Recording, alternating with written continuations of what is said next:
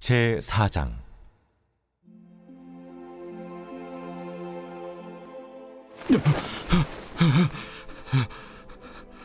내게 말하던 천사가 다시 와서 나를 깨우니 마치 자는 사람이 잠에서 깨어난 것 같더라. 그가 내게 묻되, 내가 무엇을 보느냐? 내가 보니 순금 등잔대가 있는데 그 위에는 기름 그릇이 있고 또 그 기름 그릇 위에 7 등잔이 있으며 그 기름 그릇 위에 있는 등잔을 위해서 7 관이 있고 그 등잔대 곁에 2 감람나무가 있는데 하나는 그 기름 그릇 오른쪽에 있고 하나는 그 왼쪽에 있나이다 하고 내게 말하는 천사에게 물어 이르되, 내 주여, 이것들이 무엇이니까? 내가 이것들이 무엇인지 알지 못하느냐? 내 주여, 내가 알지 못하나이다. 여호와께서 스룹바벨에게 하신 말씀이 이러하니라. 만군의 여호와께서 말씀하시되, 이는 힘으로 되지 아니하며 능력으로 되지 아니하고 오직 나의 영으로 되느니라. 큰 산아, 내가 무엇이냐? 내가 스룹바벨 앞에서 평지가 되리라. 그가 머릿돌을 내놓을 때 무리가 외치기를, 은총, 은총이 그에게 있을지어다 하리라. 여호와의 말씀이 또 내게 임하여 이르시되, 스룹바벨의 손이 이 성전의 기초를 놓았은즉 그의 손이 또한 그 일을 마치리라 하셨나니 만군의 여호와께서 나를 너에게 보내신 줄을 내가 알리라. 작은 일의 날이라고 멸시하는 자가 누구냐? 사람들이 스룹바벨의 손에 다림줄이 있음을 보고 기뻐하리라. 이 7은 온 세상에 두루 다니는 여호와의 눈이라.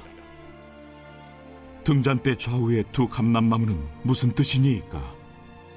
금 기름을 흘리는 2 금관 옆에 있는 이 감람나무 2 가지는 무슨 뜻이니까? 내가 이것이 무엇인지 알지 못하느냐? 내 주여, 알지 못하나이다. 이는 기름 부음 받은 자 둘이니 온 세상이 주 앞에 서 있는 자니라. 오늘의 말씀 스가랴 4장의 말씀입니다. 4장의 말씀은 3장 말씀에 이어서 5번째 환상으로 순금등대와 2 감람나무의 환상을 다루고 있습니다. 5번째 환상은 하나님께서 기름 부으시고 성령의 능력으로 충만하게 하신 스룹바벨과 대제사장인 여호수아에 대해 성전이 반드시 재건될 것이라는 그 사실을 강조하는 예언입니다. 4절 말씀을 보면 스가랴는 하나님이 보여주시는 환상 내용을 정확하게 말하고는 있지만 정작 그 환상이 무엇을 의미한지는 알 수 없었습니다. 그래서 스가랴는 천사를 향하여 그 환상의 의미가 무엇인지를 물어봅니다. 그런데 천사는 스가랴에게 직접 환상의 의미를 알려주기 이전에 스룹바벨을 향한 하나님의 말씀을 먼저 전하게 됩니다. 스룹바벨은 유다 제19대 왕 여호아긴의 손자입니다. 그는 바벨론 포로지에서 태어나 바사왕 구레스의 포로 해방령을 통해 일부 백성을 이끌고 예루살렘으로 귀환하여 유다를 대리 통치한 인물입니다. 당시 스룹바벨은 대제사장인 여호수아와 함께 제2성전 재건 작업을 한창 하고 있었습니다. 그런데 스룹바벨을 향하여 하나님은 이는 힘으로 되지 아니하고 능력으로 되지 아니하고 오직 나의 영으로 되느니라 라고 말씀하셨습니다. 6절의 말씀을 함께 보시겠습니다. 만군의 여호와께서 말씀하시되 이는 힘으로 되지 아니하며 능력으로 되지 아니하고 오직 나의 영으로 되느니라. 여기서 이는이란 성전 건축을 말합니다. 결국 성전을 재건하는 일을 인간의 능력이나 세상의 힘으로 되지 않고 오직 하나님의 영으로만 되는 이름을 말씀하고 있는 겁니다. 뿐만 아니라 스룹바벨에게 성전 재건 사업을 자신의 능력이나 세상의 힘으로 하려는 시도를 차단하기 위한 것이었고 하나님께서 당신이 직접 그 일을 이루실 거라는 확신을 주기 위한 것이었습니다. 예수님도 나는 포도나무여 너희는 가지니 저가 내 안에 내가 저 안에 있으면 이 사람은 과실을 많이 맺나니 나를 떠나서는 너희가 아무것도 할 수 없음이라 라고 말씀하셨습니다. 이 말씀은 우리가 예수님을 믿지 않으면 이 세상을 무능력한 자로 살아가게 된다는 뜻이 절대 아닙니다. 우리가 하나님의 말씀대로 행하고 성령의 도우심으로 살아가게 될 때 하나님의 일을 제대로 감당하게 되고 하나님의 돌보심으로 살아가게 된다는 겁니다. 환상의 내용도 이 점을 강조하고 있습니다. 순금 등잔대는 성전을 상징하고 있고 등잔의 빛을 발하게 되는 기름은 바로 하나님의 영이신 성령을 의미하고 있기 때문입니다. 하나님의 일은 결코 인간의 힘으로 감당하는 것이 아닙니다. 아무리 높은 산과 같은 장애물이 있다고 할지라도 성령으로 감당한다면 전능하신 하나님의 도우심으로 말미암아 그 장애물이 오히려 하나님의 도구가 되는 것을 보게 된다는 겁니다. 예수님의 제자들도 예수님께서 친히 본이 되어서 제자로 훈련시키기 전까지 복음에 대해 무지한 자들이었습니다. 그러나 성령이 그들에게 임하게 되자 그들은 복음을 담대하게 전하고 수많은 사람들이 회개하는 놀라운 일을 이룰 수 있었습니다. 이 말씀은 시대를 넘어 살아가고 있는 하나님의 사람들에게 하나님의 일을 어떻게 이루시는지 가르쳐주고 있는 겁니다. 그러니 아직 하나님의 힘과 능력을 확신하지 못하고 자신의 힘으로 달려가고 있다면 우리는 철저하게 하나님을 의지하고 성령의 능력으로 나아가야만 합니다. 7절 말씀에 큰 산아 내가 무엇이냐 내가 스룹바벨 앞에서 평지가 되리라 라고 말씀하고 있습니다. 여기서 큰 산은 성전 재건을 방해하는 대적자들을 의미하는 것이고 큰 산아 내가 무엇이냐라는 말은 이 산을 조롱하는 표현입니다. 에스라 4장에서 5장 말씀을 보면 제2 성전 건축을 시작하던 BC 536년에 산발락이 중심이 되어서 사마리아인들이 계략을 꾸미고 그 일을 가로막았으며 또 16년 동안 중단되었다가 재건한 그 일을 강서편 총독 다크네와 그 동료들이 중단시키려고 했습니다. 그러나 하나님은 이런 장벽들이 수룹바벨 앞에서 평지가 되리라 라고 말씀하셨고 이 연의 말씀처럼 수룹바벨은 그 모든 장벽을 극복하고 마침내 제2성전을 건축하게 됩니다. 우리가 이 말씀을 통해서 깨달아야 할 것이 있다면 수룹바벨처럼 하나님을 절대적으로 의지하는 자 앞에서는 거대한 산과 같은 장애물도 평지처럼 낮아지고 만다라는 사실입니다. 이것이 가능한 이유는 전능하신 하나님이 그들 편에 계시기 때문입니다. 모세의 경우도 하나님께서 그를 이스라엘을 애굽에서 구원할 지도자로 선택하셨지만 그가 대적해야 할 상대는 그야말로 거대한 산과 같은 존재였습니다. 바로는 이스라엘을 애굽에서 내보내달라는 모세의 요청을 무시하고 더욱 가혹하게 이스라엘을 억압했습니다. 그러나 하나님은 당신의 능력을 의지하는 모세를 통해 애굽에게 10가지 재앙을 내리셨고 결국 이스라엘을 애굽에서 구원하는 기적을 보여주셨습니다. 뿐만이 아닙니다. 이스라엘 백성들 앞에는 홍해가 가로막고 있었습니다. 또 뒤에는 그들을 쫓아오는 애굽의 군대가 창을 겨누고 달려들고 있었습니다. 하지만 사방을 둘러싼 이 장애물도 그들을 출애굽시켜 가나안 땅으로 이끄시겠다는 하나님의 뜻을 꺾지는 못하였습니다. 거대한 홍해를 동풍으로 갈라지게 하시고 또 그들을 안전하게 바다를 건널 수 있게 만드셨습니다. 이것은 큰 산 같은 홍해가 모세 앞에서 평지가 되는 순간이었던 겁니다. 반대로 하나님을 의지하지 않는 자 앞에 가로막고 있는 큰 산은 평지가 되기는커녕 더 높게 느껴지는 넘지 못할 장애물이 되어버린다는 겁니다.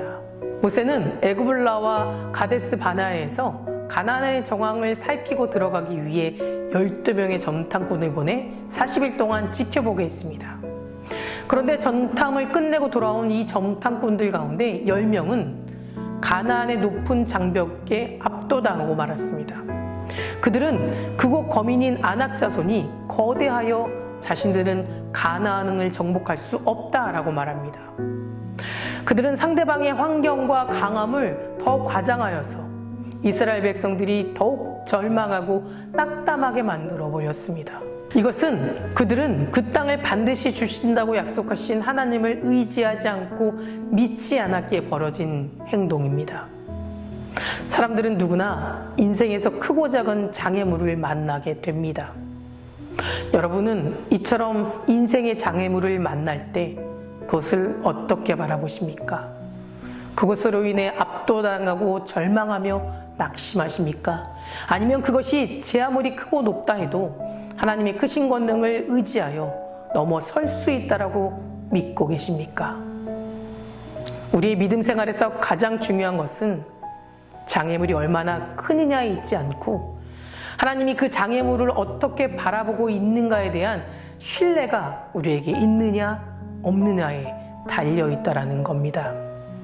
우리가 만약 전능하신 하나님을 철저히 신뢰하고 의지한다면 아무리 큰 산이라고 할지라도 평지가 되고 말 것입니다.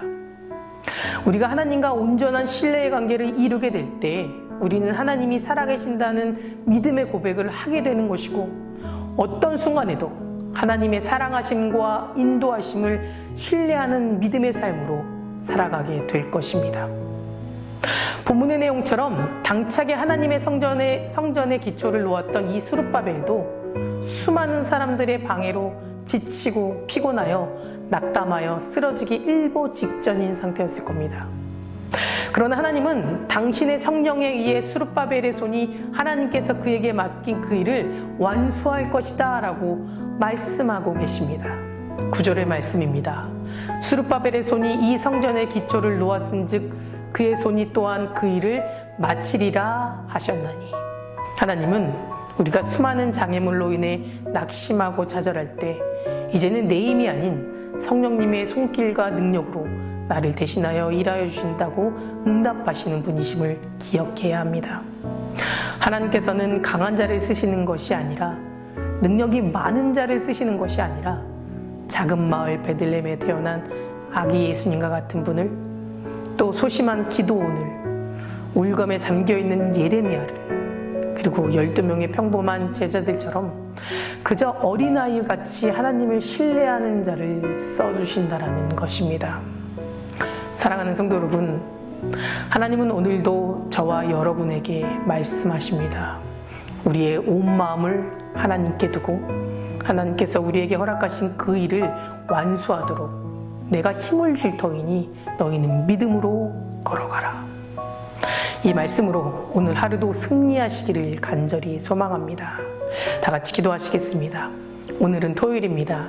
토요일의 공동기도 제목은 물질의 회복을 위해 기도하시겠습니다. 성도님들의 생업과 사업을 지켜달라고 기도해 주시고 물질로 어려움 당하지 않도록 그리고 필요한 모든 자원을 허락해달라고 기도해 주시기 바랍니다. 사랑과 은혜가 충만하신 하나님 감사합니다. 우리 앞에 놓인 수많은 장애물로 인해 낙심하고 좌절하게 될 때 주저하지 않게 하시고 이제는 내 힘이 아닌 성령님의 손길과 능력으로 나를 대신하여 이뤄주시는 하나님을 더욱 신뢰하며 살아갈 수 있도록 하여 주시옵소서. 우리의 믿음을 지켜주실 줄 믿습니다. 우리의 온 마음을 하나님께 두고 하나님께서 우리에게 허락하신 그 일을 완수하도록 힘을 허락하시고 오직 믿음으로 걸어갈 수 있도록 인도하여 주시옵소서. 특별히 성도님들의 생업과 사업을 지켜주실 줄 믿습니다. 물질로 인하여 어려움 겪지 않도록 지켜주시고 혹여 어려움을 겪고 있는 성도님들에게는 주님께서 모든 것을 예비하여 주시고 채워주실 것을 믿사오니 우리의 모든 상황과 처지를 살펴주시고 더 좋은 곳으로 채워주시옵소서. 담임 목사님 먼저 은혜 충만하게 채워주시고 성령 충만하게 하여 주셔서 선포되는 말씀을 통해 듣는 이의 심령이 변화되고 주님 안에 소망을 품고 세상의 귀한 빛과 소금 역할을 감당할 수 있도록 인도하여 주시옵소서. 다음 세대 아이들의 믿음을 지켜주시옵소서. 말씀으로 소망을 꿈꾸며 살아갈 수 있도록 도와주시옵소서. 암으로 치유받고 있는 박재순 권사님, 유윤영 권사님, 김시아 권사님, 김정주 지사님, 오이미 성도님, 박세현 청년, 유경민 청년 깨끗이 치유해 주시고 끝까지 소망 안에 살게 하여 주시옵소서. 투석 중인 성도님들, 사고로 입원 중인 성도님들 힘을 주시고 우울증, 공황장애, 불면증 겪고 있는 성도님들에게는 평안함을 허락하여 주시옵소서. 새벽마다 1,000번째 드리며 간구하는 기도 제목에 응답하여 주실 줄 믿사오며 이 모든 말씀 예수 그리스도 이름으로 간절히 기도드립니다. 아멘.